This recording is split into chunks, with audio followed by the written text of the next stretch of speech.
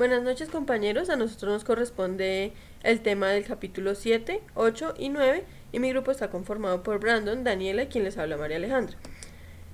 Inicialmente vamos a hablar del capítulo 7 que es la ingeniería del proyecto empresarial. Vamos a empezar con el capítulo 7, el cual se desglosa en 8 ítems que se irán explicando a medida que abordemos la exposición.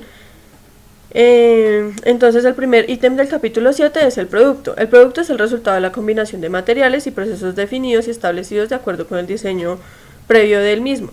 El producto de un proyecto puede ser un bien o un servicio y debe cumplir con las siguientes características, que es la estética, la funcionalidad y la durabilidad. Además, el análisis del producto consta de 2 pasos, que es la descomposición del bien o servicio y la determinación de los materiales o insumos requeridos.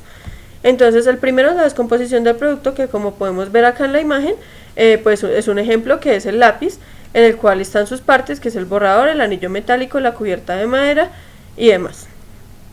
Y por lo general se debe registrar en este formato, que como pueden observar acá en la imagen, pues tiene desglosados los componentes, y esto es para que pueda estar de una forma más organizada y se puedan ver específicamente cada uno de los materiales. Después está la determinación de los materiales e insumos requeridos, que por lo general se debe registrar en este formato, como pueden observar. Ítem 2, capítulo 7. Procedimiento para el estudio de la ingeniería del proyecto empresarial. Para realizar el procedimiento debemos de seguir una secuencia lógica, la cual inicia con planes y diagramas del proyecto, ámbito del proyecto, tamaño del proyecto, tecnología, maquinaria de equipos, materia prima e insumos, personal técnico requerido, instalaciones, edificios, estructura, obras de ingeniería. El ítem 3 del capítulo 7 es el diagramas y planes del proyecto. Los diagramas y planes definen el ámbito de todo proyecto. Sirven de base para cuantificar las inversiones en el proyecto y los costos de operación. Para poder realizar estos diagramas se necesita la siguiente información: el tamaño del mercado, el tamaño del proyecto, la infraestructura de abastecimiento del proyecto, las condiciones imperantes en el emplazamiento de la empresa, la tecnología seleccionada, el equipo y las obras de ingeniería asociadas con la tecnología. Bueno, a continuación vamos a ver todos los tipos de diagramas. El primero de ellos es el plan funcional general. En él se indica la interrelación entre el equipo y los edificios y obras de ingeniería civil. Como pueden ver en el siguiente diagrama se observa la relación con los edificios. El segundo tipo de diagrama es el de bloques. Ya como lo hemos visto en métodos y tiempos, está pues subdividido en bloques, como se puede ver ahí, y constituye una representación sencilla del proceso que lleva a la producción del bien o la prestación del servicio.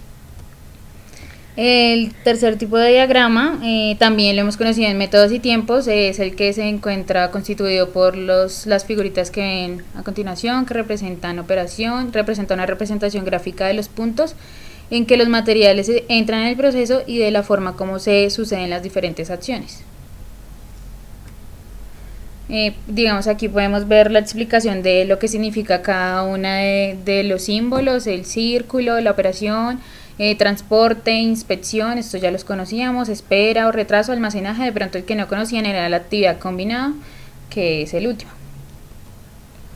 En cuanto a las líneas de flujo del proceso, esto podemos observar el trazo horizontal, que señala la llegada de los materiales, el trazo vertical, que indica las etapas del proceso, el diagrama que puede comenzar en la esquina superior derecha de la hoja, el de taladrar, el que ven con el circulito, es el símbolo que indica la acción. El siguiente, las operaciones y las inspecciones, que están numeradas según el orden en el que se realizan. Y como ven abajo, digamos que no se pueden cruzar las líneas, no se puede cruzar una línea recta, entonces como se puede ver ahí, hacen un cruce con un bucle.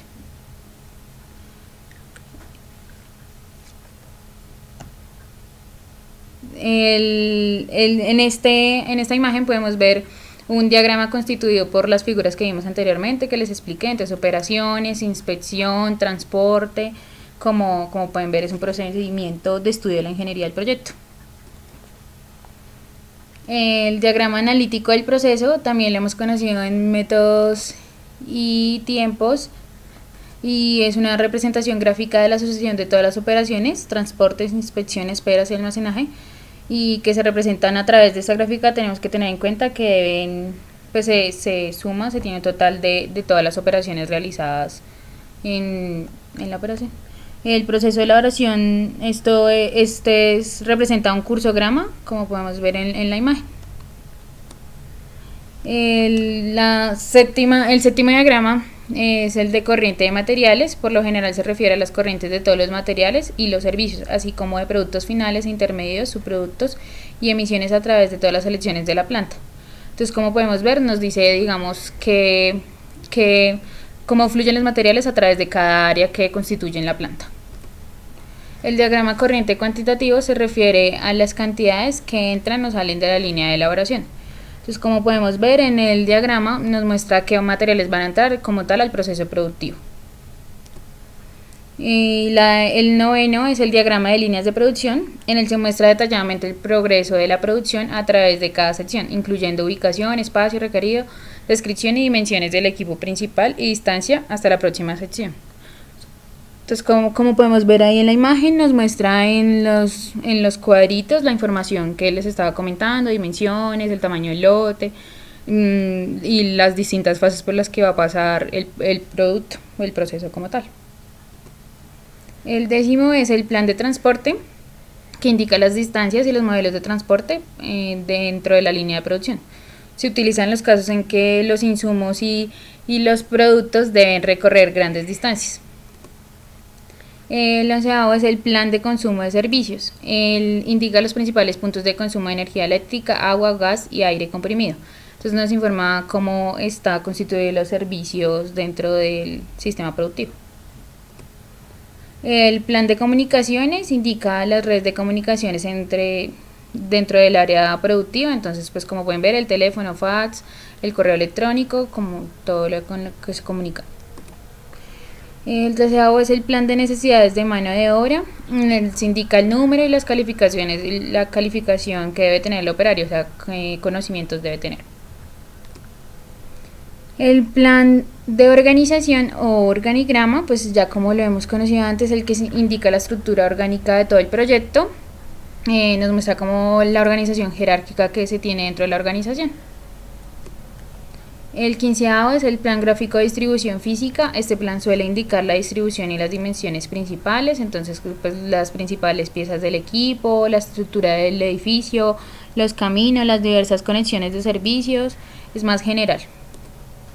Como se puede ver a continuación, entonces pueden ver lo que les decía antes, digamos, la estructura como tal del edificio, muestra las áreas concurridas, el área de producción, el área de pintura.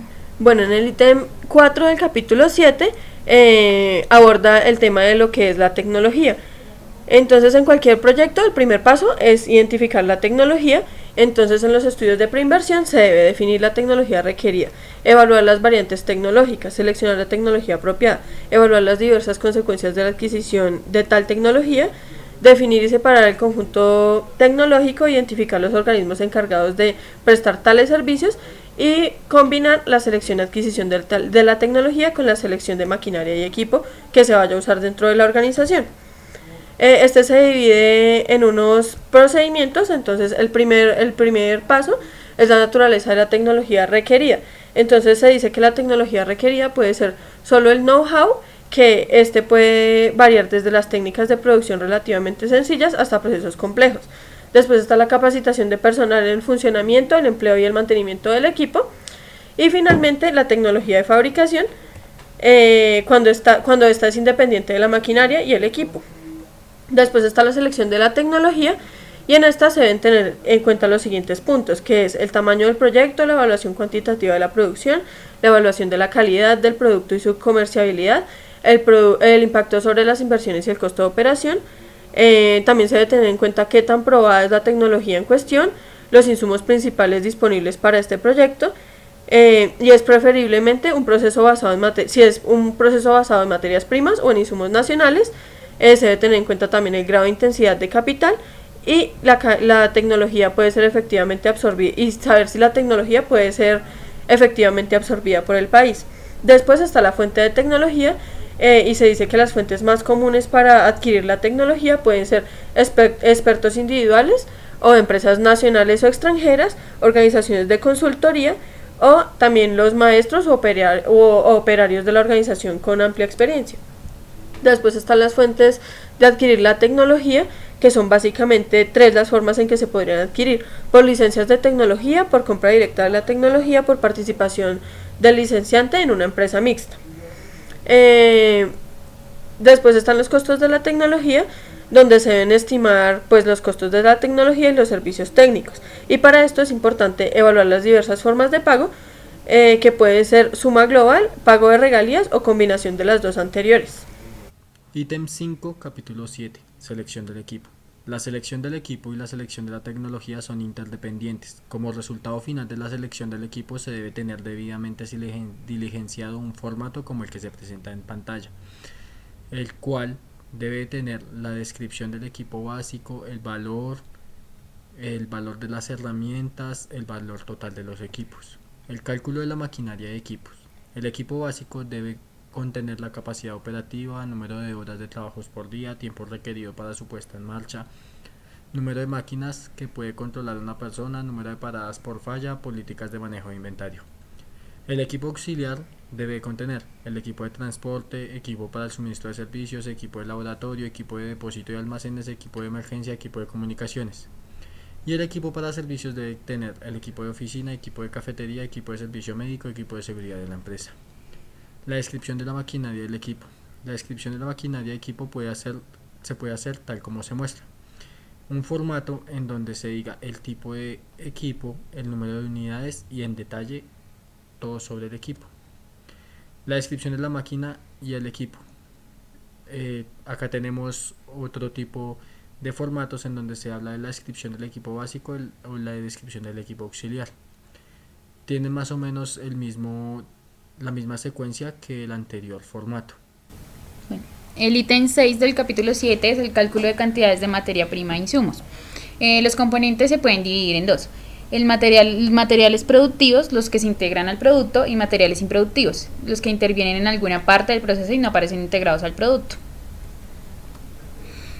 Bueno, para el cálculo de estos materiales, como les mencionaba, primero se necesita calcular los materiales productivos. Es necesario conocer los porcentajes de pérdida y desperdicio de cada uno en los procesos, establecer si los desperdicios pueden reutilizarse o vender como subproductos o son utilizables. Para el efecto es conveniente elaborar los denominados flujogramas de materia prima, como se observa en las imágenes. Ahí están los porcentajes. Bueno, para esto también con frecuencia el flujograma de materia prima se acompaña con el gráfico de balance de materias primas, tal como se observa también aquí en la imagen. Entonces la anterior se acompaña con este. Para el cálculo de cantidades de materiales improductivos, o sea, los que no van inmersos como tal en el producto, los principales materiales improductivos pueden ser el consumo de agua, el consumo de energía, el consumo de insumos varios y los empaques. Entonces, también tenemos el cálculo de otras cantidades materiales e insumos requeridos por el área técnica. Corresponde a la definición del cálculo de cantidades de materiales, que tiene que ver ya como más con la parte de oficina, materiales auxiliares, suministros, como les decía, de oficina, los servicios de agua y energía, entonces papeles, todo lo que es más de la oficina. El cálculo de otras cantidades de materiales e insumos requeridos por la parte administrativa corresponde al cálculo de las cantidades de materiales e insumos que hacen parte del gasto general de administración. Es decir, pues los suministros de oficina, como les mencionaba antes, y los servicios, otra vez, el agua, energía, teléfono, todo lo que utiliza la parte administrativa para el desarrollo de sus labores. Para el ítem 7 del capítulo 7, pues corresponde a los recursos humanos técnicos. Entonces, en esta etapa del estudio del proyecto empresarial es posible definir las necesidades de operarios, tanto los especializados como los no especializados. Y en el cálculo de las necesidades de personal técnico o la mano de obra, se debe comprender la mano de obra directa o la mano de obra indirecta, pues como ya lo hemos abordado en algunas otras materias, pues la mano de obra directa es la que participa, pues la que tiene contacto directo con el producto, y la mano de obra indirecta pues son los que no tienen contacto directo con el producto. El producto final del estudio de los recursos humanos del área técnica de la empresa es un organigrama y el contenido del diligenciamiento de estos dos cuadros, en el cual pues en este cuadro es la descripción de los cargos del organigrama de personal técnico requerido, y pues se debe llenar esta información. Y el segundo es el cuadro de los costos anuales del personal técnico, que también debe estar completamente diligenciado en esta etapa. Ítem 8, capítulo 7. Instalaciones requeridas, edificios, estructuras y obras de ingeniería civil. El programa de construcciones se puede dividir en tres partes: preparación y acondicionamiento del emplazamiento, que es el movimiento de tierras, adecuación de vías de acceso, conexión a las redes municipales de servicios públicos; edificios y estructuras, que es edificio principal, edificios auxiliares, depósitos y almacenes, edificio para la administración, edificios para recreación y vivienda; obras exteriores, suministro y distribución de servicios, senderos peatonales, zonas de estacionamiento, jardinería ornamental, instalaciones de cercas y supervisión. Se debe rellenar un formato como el que se visualiza en pantalla, que es sobre el valor de los edificios, estructuras y obras de ingeniería civil, en donde tenemos la preparación y acondicionamiento del emplazamiento, y al final toca colocar los edificios y estructuras, el valor total de la cantidad de edificios y el valor total de todas las obras.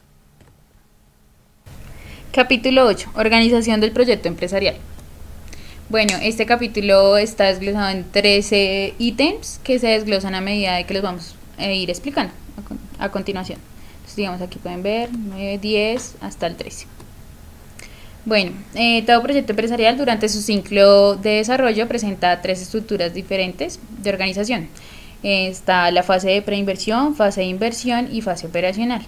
Todas estas tienen que ir debidamente explicadas, descritas, deben estar bien desarrolladas, como vamos a ver en la imagen de a continuación. Entonces aquí tenemos la fase de preinversión, como pueden ver, va la fase de inversión y la fase operacional, que ya es como tal cómo se va a llevar a cabo el desarrollo del proyecto.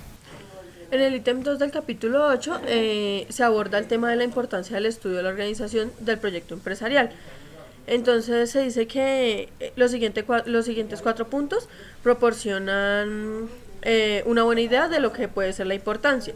Entonces, primero está orientar los esfuerzos y la administración de los recursos disponibles de la manera más adecuada a dichos objetivos. El segundo es la ejecución del proyecto, y su posterior operación debe ser programada, coordinada y controlada. El tercero es que la estructura organizacional final la dará quienes en última instancia sean los responsables de la ejecución del proyecto. Y por último, el estudio de la organización no se debe tomar como una unidad aislada de los otros aspectos del proyecto. Además, se dice que si el estudio de la organización no es lo suficientemente detallado y analítico, no se podrá efectuar un cálculo correcto de las inversiones y de los costos de operación causados por la estructura organizacional del proyecto, tanto durante su periodo de ejecución como durante su fase operacional. Es por esto que en la etapa de formulación se deben definir con una buena aproximación las siguientes variables: el tamaño físico, el nivel de cargos ejecutivos y finalmente los métodos administrativos. Ítem 3, capítulo 8. Factores organizacionales. Los factores organizacionales que se deben analizar durante la formulación del proyecto empresarial son: primero, participación de unidades externas del proyecto; las relaciones operativas con proveedores y clientes en general; también la participación de entidades externas como la auditoría externa, contratistas de obras, agencias de publicidad, agencias financieras, empresas de distribución, empresas consultoras y otras que faciliten una estructura operativa fija menor. Segundo, tamaño de la estructura organizativa. Tercero, tecnología administrativa. Cuarto, complejidad de las tareas administrativas. Ítem 4 del capítulo 8. Sistemas y procedimientos administrativos. Un proyecto empresarial puede requerir la aplicación de diversos procedimientos administrativos, procedimientos contables, procedimientos computacionales, procedimientos de auditoría, procedimientos legales, etc. La costumbre ha sido expresar el costo de esos procesos administrativos como un porcentaje fijo del costo total del proyecto, es decir, cualquier opción de procedimiento administrativo que se adopte siempre. Lo que se debe hacer es definir las distintas opciones de procedimientos administrativos que puede tener el proyecto y simular el funcionamiento de este. Para que sirva como orientadora de la definición de las distintas opciones de procedimientos administrativos, se presenta una lista con algunos ejemplos de aspectos que se deben considerar: estudios técnicos detallados, construcción específicos y obras de ingeniería civil, supervisión e interventoría de la construcción de las obras. Puede ocurrir que sean elaborados directamente por la organización o que sean subcontratados a otra empresa. Y la instalación de equipos y ensayos, pruebas de funcionamiento, pueden también ser subcontratados o llevados a cabo por otra empresa. Estos pueden ser Entonces, digamos, la organización llevadas a cabo directamente por la empresa, ya sea la publicidad, la distribución, los aspectos legales, la investigación relativa al producto, el departamento de sistemas, el transporte o el almacenamiento de productos, pueden ser llevados a cabo tanto por la empresa o subcontratados a otra. El ítem 5 del capítulo 8 aborda el tema de formas de organización legal de las empresas. En la etapa de formulación del proyecto empresarial se deben definir la forma de organización legal que permita un adecuado desarrollo del proyecto y para esto se debe tener en cuenta, primero, las características propias del proyecto. Segundo, el volumen de operaciones. Tercero, la magnitud de la inversión requerida. Cuarto, el número de socios. Y quinto, los aspectos legales, tributarios y labor vigente en la zona de ubicación del proyecto. Entonces, inicialmente vamos a hablar de la definición de empresa. Entonces se dice que una empresa es una unidad económica social integrada por elementos humanos, materiales y técnicos que tienen el objetivo de obtener utilidades a través de su participación en el mercado de bienes y servicios. Y continuamos hablando de la clasificación de las empresas. Entonces, según su actividad económica, las empresas se pueden clasificar en el sector primario, sector secundario y en el sector terciario. Para el sector primario, pues son las empresas que obtienen los recursos a partir de la naturaleza, como las agrícolas, las pesqueras o las ganaderas. Para el sector secundario, pues son las empresas que se dedican a la transformación de estos bienes y las industrias. Y tercero está el sector terciario, que son las empresas de servicios o de comercio. Después, también se dice que se pueden clasificar de acuerdo con su constitución jurídica. Entonces hay empresas que son empresas individuales o empresas que son societarias. Las individuales pues son en las cuales participa una sola persona, ya sea natural o jurídica. Y en las empresas societarias pues ya son un grupo de personas que pueden ser anónimas o con responsabilidad limitada. Otra clasificación de las empresas puede ser en empresas privadas, empresas públicas y empresas mixtas o empresas de autogestión. En este diagrama se pueden ver el tipo de sociedades que hace referencia también a esta parte de las empresas societarias. Entonces, en los tipos de sociedades puede estar la colectiva, la responsabilidad limitada, en comandita simple, en comandita por acciones, sociedad anónima y la sociedad anónima simplificada. Después se habla de la constitución y prueba de la empresa comercial. La empresa comercial se distribuye por escritura pública, en la cual, de acuerdo con la mayoría de los códigos de comercio, se deben expresar el nombre y domicilio de las personas que intervengan, el domicilio de la sociedad y las distintas sucursales que se establezcan en el mismo acto de constitución, la clase o tipo de sociedad y finalmente el objeto social. Acá se presenta otra clasificación de las sociedades. Entonces se pueden clasificar de acuerdo con el régimen de la responsabilidad de los socios, que puede ser sociedad de personas, sociedad de capital o sociedad mixta. En la sociedad de personas está la sociedad colectiva, en la sociedad de capital hay sociedad anónima, sociedad de responsabilidad limitada, y en las sociedades mixtas son las sociedades en comandita simple o en comandita por acciones. De acuerdo con la división y representación del capital, hay sociedades por parte de interés, sociedades por cuotas, sociedades por acciones y sociedades mixtas. De acuerdo con la nacionalidad, pues pueden haber sociedades nacionales o sociedades extranjeras. De acuerdo con la subordinación económica, financiera o administrativa de una sociedad respecto a otra, hay sociedades matrices, sociedades subordinadas, sucursales o agencias. Y de acuerdo con la procedencia de los aportes, pueden haber sociedades privadas, sociedades de economía mixta y sociedades entre entidades públicas. Después se habla de acuerdo con el cumplimiento de la solemnidad prescrita en la ley, hay sociedades regulares, sociedades de hecho, sociedad nula, sociedad irregular, sociedad atípica y sociedad inoponible. Ítem 6, capítulo 8. Constitución de la empresa y disposiciones legales. En estas alturas creo que todos ya hemos visto la materia de derecho empresarial. Entonces, en el proyecto empresarial se debe estipular el tipo de empresa que se piensa establecer, que puede ser unipersonal, colectiva de responsabilidad limitada, anónima, por acciones simplificada, entre otras, acompañada de las disposiciones legales y de un bosquejo de los estatutos, el cual deben cubrir el nombre o razón social que tendrá la sociedad, domicilio, duración, objetivo de la sociedad, tipo de administración y representación legal. En la actualidad es prácticamente inconcebible una empresa privada que esté totalmente desconectada del sector público. Siempre existirá algún tipo de relación con las autoridades gubernamentales o locales en forma de permisos municipales, autorizaciones de constitución, permisos de importancia, entre... Ítem 7 del capítulo 8. Ciclo de desarrollo de las organizaciones. Las organizaciones pasan por el sistema orgánico normal en donde estas nacen, crecen, se diferencian, se reproducen y algunas mueren. Estas están compuestas por algunas fases, como se pueden ver en la imagen, las cuales voy a explicar a continuación. La fase 1, fase emprendedora, se caracteriza por estructura organizacional, simple, informal y de pocos niveles. La fase 2, fase burocrática, se caracteriza por incremento de la eficiencia de las operaciones, gerencia centralizada y autocrática, organización más estable y forma formal. Fase 3, fase divisional, se caracteriza por que es una etapa de expansión, la organización es grande, estable y rígida. La fase 4, fase de grupo de productos, se caracteriza por enfoque de grupo en negocio, proyecto o producto, el cual ofrece un potencial para incrementar la eficiencia y la efectividad, algún grado de control centralizado y de toma de decisiones descentralizadas. La fase 5, fase de organizaciones matricial, está caracterizada por una administración participativa o matricial, un trabajo de alta participación y compromiso y un sistema de planeación por negocio o por proyecto. El ítem 8 del capítulo 8 habla del medio ambiente externo de las organizaciones. Para esto es importante tratar de caracterizar los distintos elementos del medio ambiente externo que pueden afectar el clima en que opera la organización propia de la empresa en estudio, tanto en forma directa como indirecta.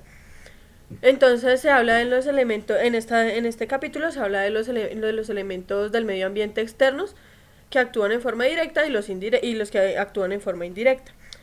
Entonces, en los que actúan de forma directa, es importante resaltar a los clientes, a los abastecedores, a las instituciones financieras, los accionistas, los competidores, la fuerza laboral y las dependencias gubernamentales.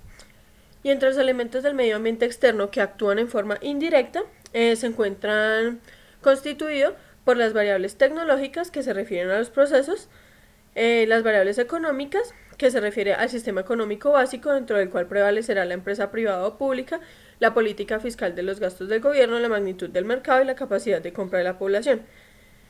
Después están las variables socioculturales que abarcan el sistema social otorgado a los distintos núcleos de la comunidad, la opinión dominante con respecto a la riqueza, las opiniones imperantes con respecto al empleo de la autoridad, la capacidad de movilización y la forma de vida y normas de comportamiento de los individuos. Después están las variables jurídico-legales que están constituidas por las normas o estatutos legales que afectan directamente a las organizaciones. Y finalmente están las variables ecológicas que hacen referencia a todos los elementos naturales renovables y no renovables que rodean a la organización. Ítem 9, capítulo 8. El análisis organizacional y la ingeniería del proyecto empresarial. La ingeniería del proyecto y el análisis organizacional están estrechamente relacionados entre sí. Por lo tanto, deben ser considerados en forma conjunta en una serie de operaciones de intercambio de información. Un ejemplo es el tamaño de los talleres, el lugar que ocupan en el proceso de producción y su vinculación orgánica, así como el número y el tamaño y la organización de las dependencias de servicios. En el análisis de la estructura orgánica para un proyecto nuevo se debe dar especial atención a la planificación de los gastos generales relacionados con las operaciones de la fábrica, la administración y los servicios de venta y distribución. Es importante destacar que en cualquier tipo de organización se pueden identificar 10 grupos o áreas funcionales, las cuales están representadas en el gráfico que se muestra en pantalla, de las cuales 8 son de funcionamiento interno y 2 establecen la relación entre la organización y su medio, las cuales están en correspondencia con los centros de costos. La organización toma del medio lo que necesita y se entrega lo que produce. Toma del medio materia prima, insumos, servicios, créditos, información tecnológica, información de mercados, condiciones, entre otros.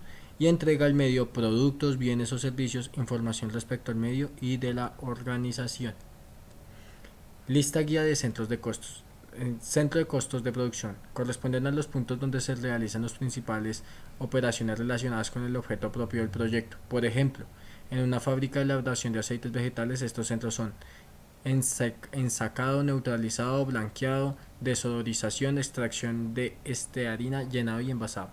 Centro de costos de servicio. Corresponde al ámbito de actividades de servicios complementarios que se deben realizar para que el centro de producción pueda operar normalmente, tales como servicios sociales, gestión de la planta, adquisición de materias primas, depósitos de materias primas, reparación y mantenimiento de maquinarias y equipos, electricidad para el proceso de producción, vapor para el proceso de producción, abastecimiento de agua, laboratorios, eliminación de fuentes. Ítem 10, capítulo 8. Modalidades de estructuras administrativas. Principios de la organización.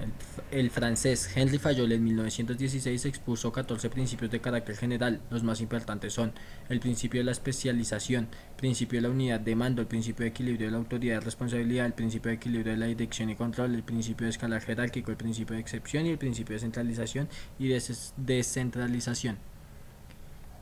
De acuerdo a esto, tenemos una modalidad de extensión. La organización para la ejecución de proyectos se ubica en el mismo nivel jerárquico que tienen las divisiones operativas formales, independientemente de que la organización existente sea lineal, funcional o divisional. Su carácter es temporal y desaparece cuando el proyecto entra en su fase operacional.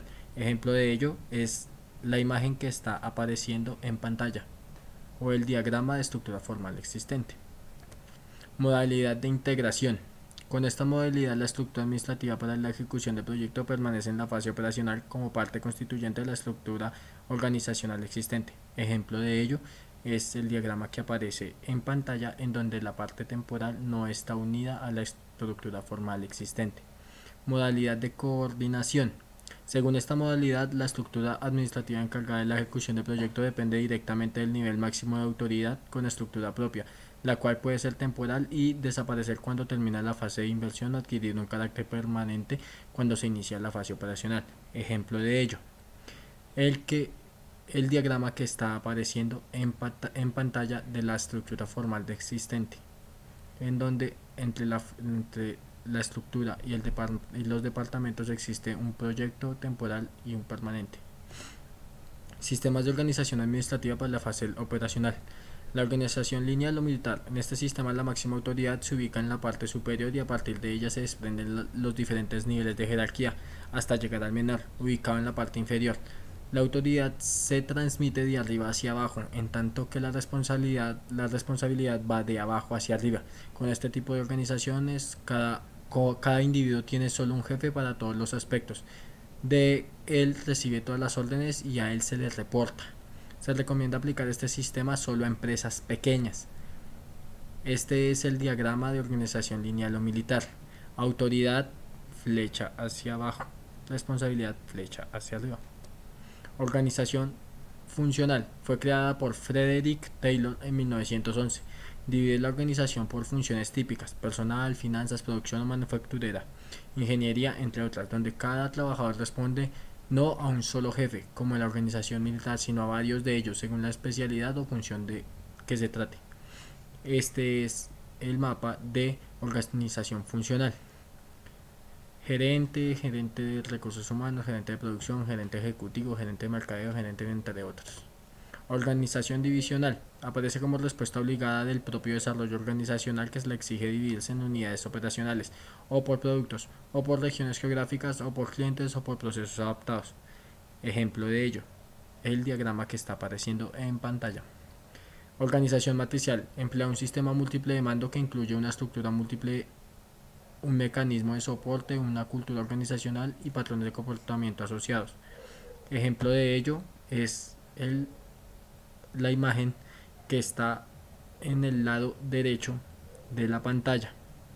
Abajo encontramos un formato de cómo debería de llenarse este tipo de organización matricial. Organigramas. Los organigramas, llamados también cartas de organización, son la representación intuitiva y objetiva de los sistemas de organización. Los organigramas permiten distinguir la división de funciones, conocer los niveles jerárquicos, identificar las líneas de autoridad y responsabilidad, conocer los canales formales de comunicación, saber cuáles son los jefes de cada grupo de empleados, trabajadores, entre otros, saber cuál es el tipo de estructura administrativa de la empresa, conocer las relaciones que existen entre los diversos puestos de la empresa y en cada departamento o sección. Ejemplo, este es uno de los ejemplos, el organigrama horizontal. Algunas reglas generales que se deben conocer cuando se elabora un organigrama son: los organigramas deben de ser claros, no deben tener número excesivo de cuadros y cargos, los cuadros deben quedar separados entre sí por espacios adecuados, los organigramas solo deben llegar hasta el nivel de los supervisores y o jefes de último nivel, no deben incluir los cargos de los trabajadores o empleados, los organigramas deben contener el nombre de los cargos y no de las personas. Otro ejemplo es el organigrama circular, el que está en la parte inferior cerca al texto. Ya sea la parte derecha de la pantalla encontramos un organigrama. En el ítem 11 del capítulo 8 se habla de la responsabilidad social empresarial RSE.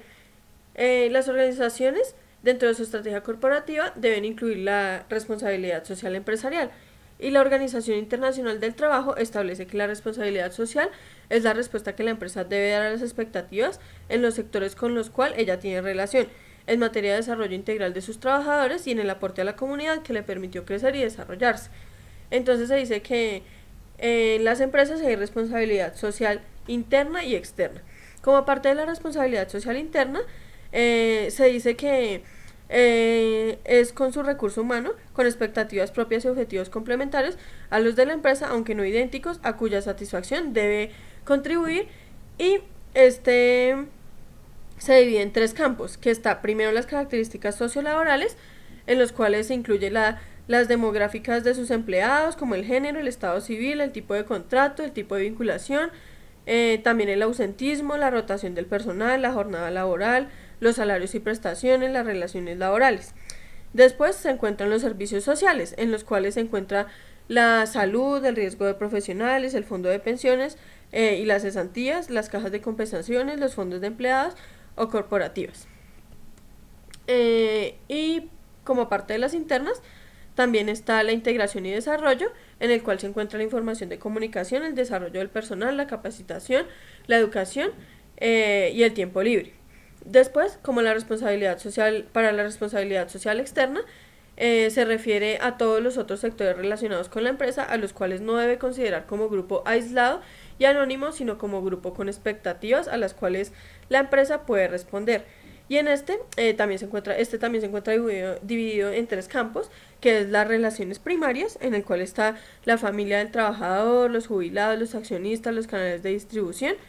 También están las relaciones con la comunidad, en los cuales pertenece la comunidad local, la sociedad, el sector público, el medio ambiente. Y finalmente está la relación con otras instituciones, que son los gremios, los medios de información, las universidades y las instituciones de investigación. Después se habla del balance social, que es una herramienta que permite evaluar en forma clara y precisa, tanto cuantitativa como cualitativa, el cumplimiento de la política social de la empresa en un determinado periodo de tiempo y dentro del marco de los activos y los pasivos sociales en sus ámbitos internos y externos. Así como las empresas presentan su balance financiero, cada año deben presentar su balance social, como una medición del cumplimiento de la responsabilidad social de la organización. Entonces se dice que hay activos sociales y pasivos sociales. Los activos sociales son aquellos recursos que posee la empresa, y los pasivos sociales son las demandas, carencias, vacíos, compromisos y necesidades definidos dentro de los objetivos sociales a desarrollar o cumplir en un determinado periodo de tiempo. Ítem 12, capítulo 8. Arreglos administrativos para el proyecto empresarial del sector público.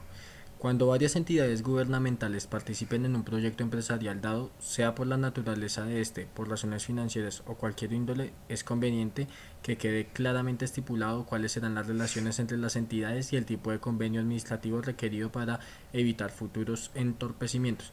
Deben quedar planteados establecidos los aportes que hará cada una de las entidades gubernamentales, las fechas en que el proyecto recibirá dichos aportes, las disposiciones que aseguren que dichos aportes se recibirán en las cantidades estipuladas, el tipo de empresa que administrará dichos recursos. En la etapa de formulación del proyecto empresarial es necesario señalar con claridad los problemas que tiene que superar cada entidad para poder cumplir con los aportes que le corresponde, indicando en el programa para la ejecución del proyecto la gestión a realizar o adelantándolas todo lo posible.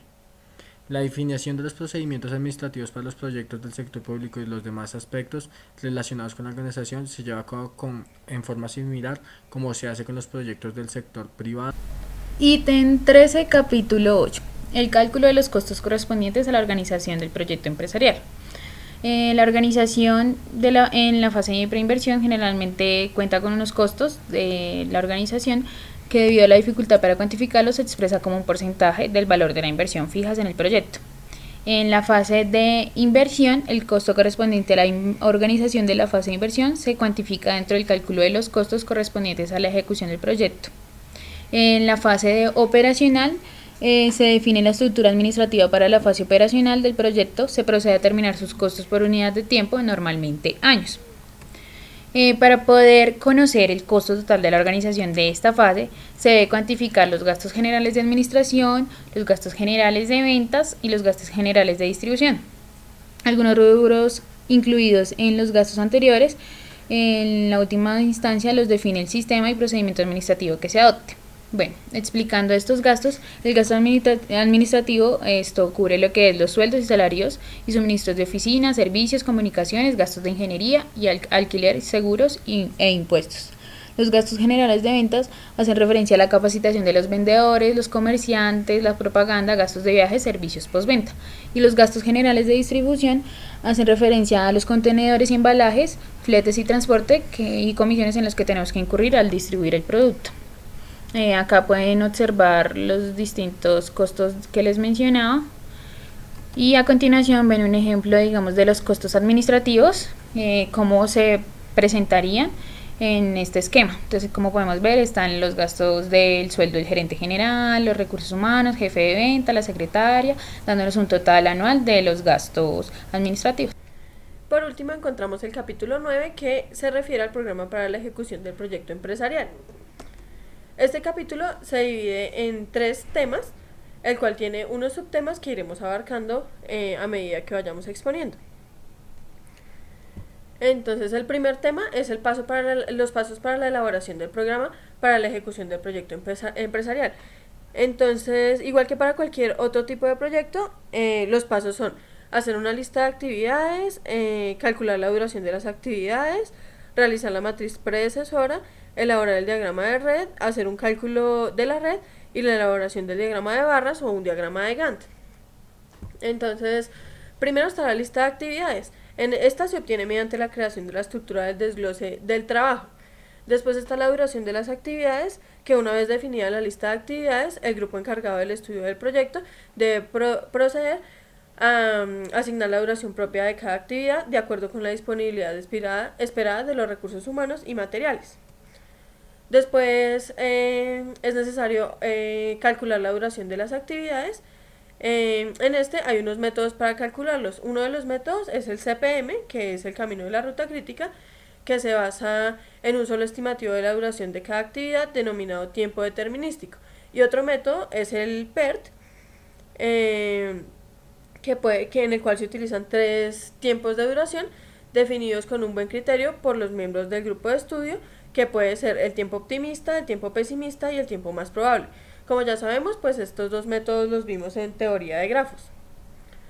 Después, también en la duración de las actividades, se debe calcular con las siguientes fórmulas, en la cual está esta, que corresponde donde T es el tiempo esperado y es la media aritmética de la distribución. Y la siguiente fórmula es la del costado derecho, en el cual es la varianza de la distribución, la cual está dada por la siguiente expresión. Para la duración de las actividades, los resultados de la labor desarrollada en cuanto a duración se deben registrar en este formato, como se muestra a continuación. También se debe hacer una matriz predecesora, y para un adecuado análisis es conveniente elaborar la denominada matriz predecesora, la cual proporciona una idea de la secuencia lógica a seguir en tal proceso, como se muestra en este gráfico que ven en la parte de abajo. En la matriz predecesora, para la elaboración de esta, se va a aplicar las siguientes reglas. Una de las reglas es analizar las actividades correspondientes a cada renglón y definir qué actividades pueden realizarse inmediatamente después de terminada la actividad en cuestión. Y el segundo paso es analizar la actividad correspondiente a cada columna y determinar qué actividades deben realizarse inmediatamente antes de poder iniciarse la actividad en cuestión. Para hacer la elaboración del diagrama de red, pues también como vimos en teoría de grafos, se debe realizar primero una selección de la actividad que da inicio al proceso de ejecución del proyecto. Segundo, con la ayuda de la matriz predecesora se determina una secuencia lógica de las actividades. Y tercero, se escogen las actividades que por su naturaleza deben iniciarse al mismo tiempo que la actividad que da inicio al proceso. Después se hace un cálculo de la red. Entonces el objetivo del cálculo de la red es determinar la duración total de la ejecución del proyecto empresarial o montaje de la futura empresa, de tal manera que se pueda dar la fecha de iniciación de la fase operacional. En términos específicos, en la red se puede obtener la siguiente información. 1 es la duración total de la ejecución del proyecto, 2 la ubicación y 3 la ruta crítica. Finalmente se hace la elaboración del diagrama de barras o el diagrama de Gantt, que también puede denominarse un cronograma de actividades, en el cual la longitud de cada barra es igual a la duración de la correspondiente actividad. Este se construye tal como vimos en programación y control de la producción.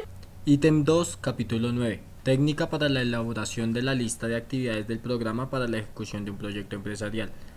Aunque cada proyecto empresarial tiene sus actividades en particular, estas actividades se pueden agrupar dentro de ciertas actividades globales, comunes a todos los proyectos empresariales. A continuación se presentan las actividades globales propias de cualquier proyecto empresarial. Primera, establecimiento de la organización encargada de la ejecución del proyecto empresarial. La entidad o el grupo de inversionistas dueño del proyecto en primer lugar debe establecer el equipo humano que será responsable del montaje de la empresa, sobre el cual delegará facultades para que actúe en su representación como contraparte de contratistas y consultores. Segundo, elección de la tecnología. La selección definitiva de la tecnología debe tomar poco tiempo, pues en los estudios de viabilidad del proyecto empresarial queda casi definida. Tercero, estudios técnicos detallados de equipos y obras de ingeniería civil. Estos estudios se encuentran a nivel de bosquejo o anteproyecto de los estudios de viabilidad. Antes de la iniciación efectiva de las obras en el emplazamiento es necesario llevar a un nivel detallado dichos bosquejos anteproyectos técnicos. Cuarto, preparación de licitaciones. Esta actividad global se refiere a la preparación de los pliegos de condiciones de los contratos y a la redacción de las especificaciones de estudios de equipos, técnicas, construcción correspondientes a la prestación de servicios para estudios. Quinto, evaluación de propuestas y adjudicación de contratos. Dentro de esta actividad global se clasifican los trabajos de evaluación de propuestas y la adjudicación de contratos correspondientes a servicios de consultoría para estudios, a los diferentes suministros de equipos y maquinaria y a la construcción de cada una de las obras de ingeniería considerados como unidades independientes. Sexto, financiación del proyecto. Después de conocer la cuantía total de las inversiones en el proyecto y el correspondiente cronograma de inversiones, se debe proceder a ejecutar las acciones necesarias para obtener los recursos financieros, cuyas fuentes se encuentran descritas en el informe del estudio de viabilidad. Las actividades globales del periodo de construcción. Las diferentes actividades globales durante el denominado periodo de construcción son adquisición de terreno, suministro e instalación de equipos y maquinaria y construcción de las obras de ingeniería civil, interventoría o supervisión del suministro e instalación de equipos y maquinaria, establecimiento de la organización que se encargará del proyecto durante su fase operacional, arreglos sobre suministros, comercialización previa de la producción, aprobaciones requeridas. Los resultados de la aplicación de la técnica antes descrita se pueden presentar en forma de cuadro como se observa a continuación. Se puede llenar un formato parecido al que aparece en pantalla. Ítem 3, capítulo 9. Cálculo de los costos correspondientes a la ejecución del proyecto empresarial. Después de elaborar el programa para la ejecución del proyecto, todos conociendo ya la duración, el contenido del proyecto como tal, las distintas actividades que se van a realizar, se puede desglosar los costos en los que voy a explicar a continuación. El costo de la organización encargada de la ejecución del proyecto empresarial, el costo de la selección definitiva de la tecnología, el costo de los estudios técnicos detallados de equipos y de obras de ingeniería civil, costo de la preparación de las licitaciones, costo de la evaluación de propuestas y adjudicación de contratos, los gastos preliminares y de emisión de acciones de capital, costos de la interventoría, su supervisión, los estudios, suministros de instalación, costos de los ensayos de las pruebas de producción y de las puestas de la empresa en funcionamiento, costo de la organización que se encargará del proyecto durante su fase operacional, costo de los arreglos sobre suministros, costo de los arreglos correspondientes a la comercialización previa de la producción y costos de las distintas aprobaciones requeridas.